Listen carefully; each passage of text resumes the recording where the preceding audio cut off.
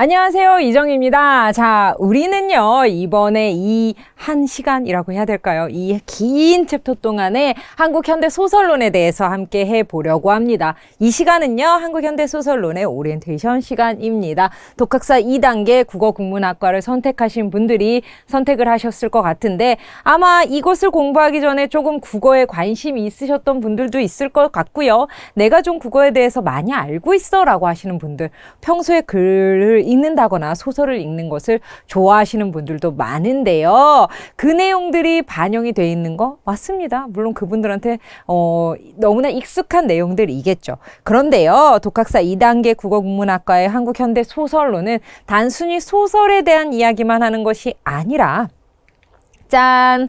소설의 양식적 특성과 소설의 요소, 주요 작가와 작품 이해로 나뉘어져 있습니다.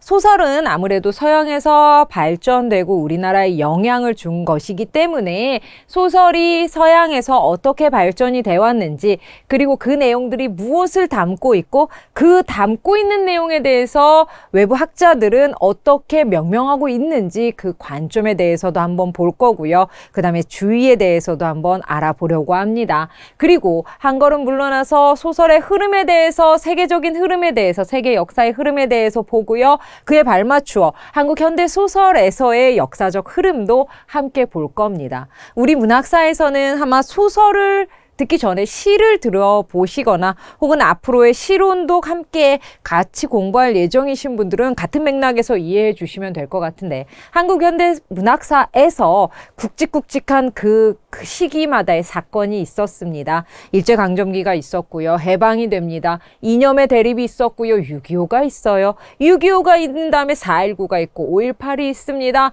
그리고 그 이후에 쭉 오는 현대사에서 그 문학사들은요, 그 시대의 상황에 얼맞는 변모가 이루어집니다. 그 상황을 담고 있다 보니까 그에 대해서 이렇게 생각하는 사람, 똑같은 시대에서도 이렇게 생각하는 사람, 저렇게 생각하는 사람에 대한 모든 글을 살펴보려고 합니다. 그 내용들은 주요 작가 작품 이해에서 보도록 할 거고요. 소설의 요소는요, 우리가 흔히 알고 있는 주제, 플롯, 시점, 소설의 이야기 방식에 대한 것, 그러한 소설에 대한 표면적인 내용 학습입니다.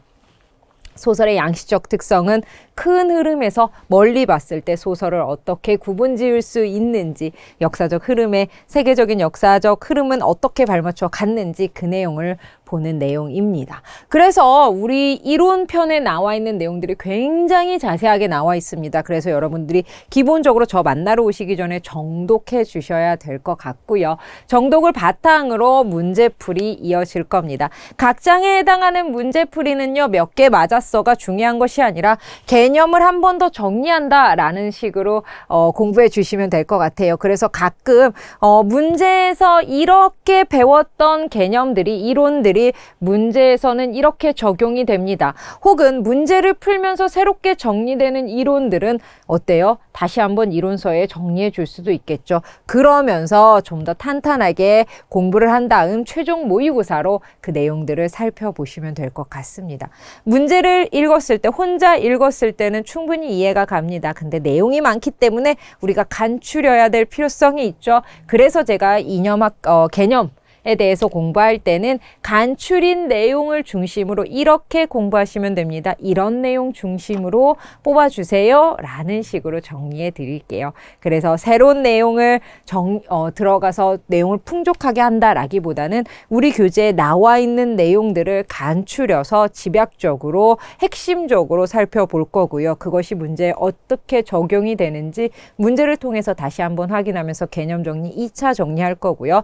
마지막 모의고사로 마무리해 보도록 할 겁니다. 국가평생교육진흥원에서는 독학학위제에 대한, 그리고 한국현대 소설론에 대한 문제가 예시로 나와 있습니다. 아, 이런 문제들이 이렇게 적용되는구나 라는 것으로 한번 살펴봐 주시는 것도 좋을 것 같네요. 자, 이렇게 해서 한국현대 소설론에 대한 OT를 마무리 지으려고 합니다. 본격적인 내용은요, 이제 개념학습으로 해서 문제풀이 들어갈 건데요. 요즘 가끔 보면요. 이렇게 저한테 얘기해 주시는 분들 중에 모의고사를 한번 푸는 건 아니지만 이런 식으로 문제가 나온다라는 것을 보고 개념학습 하시는, 이론학습 하시는 분들도 계시더라고요. 아주 좋은 방법인 것 같아요. 기회가 되신다면 아하, 모의고사 이런 문제들이 이렇게 나오는구나. 이런 식으로 이런 부분에서 이렇게 공부를 해야 되겠구나라는 거 감 잡고 저 만나러 오시는 것도 아주 좋을 것 같습니다. 오늘도 고생 많이 하셨고요. 앞으로 약 한 35시간 정도가 걸릴 것 같네요. 쭉 한번 이어나가 보도록 할 거니까요. 여러분들도 잘 정리하시고요. 저 만나러 오시기 전에 꼭 교과서 정독하고 저 만나러 오시는 거 잊지 말아 주시면 감사하겠습니다. 자, 그럼 본격적인 내용은 강의에서 인사드리도록 하죠. 오늘도 고생 많이 하셨습니다. 감사합니다.